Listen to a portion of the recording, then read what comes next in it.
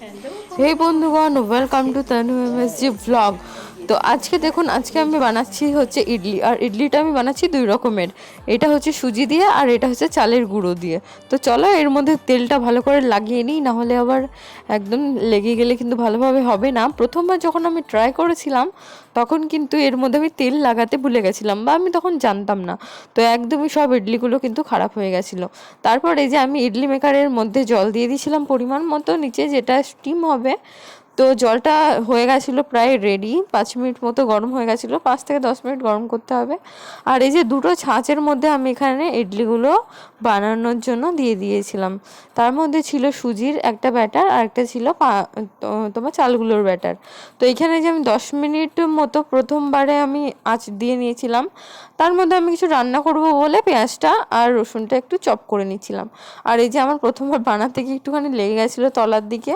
তো দেখো ইডলিগুলো মোটামুটি ভালোই হয়েছিল, যেগুলো চালের গুঁড়ো ছিল সেগুলো খুব সুন্দর স্পঞ্জিও হয়েছিল, দারুণ হয়েছিল। তো এই যে দেখো দুটোই আমি একটা, এই যে যে দুটোই আমি বানিয়েছি, একটাই কি করেছি আমি, হচ্ছে বেকিং সোডা যেটা হয় সেটা দিতে ভুলে গেছি। তো তখন কিন্তু ফোলেনি। যেই বেকিং সোডাটা দিয়েছি তখন সব ইডলিগুলো একদম পারফেক্ট হয়ে গেছে।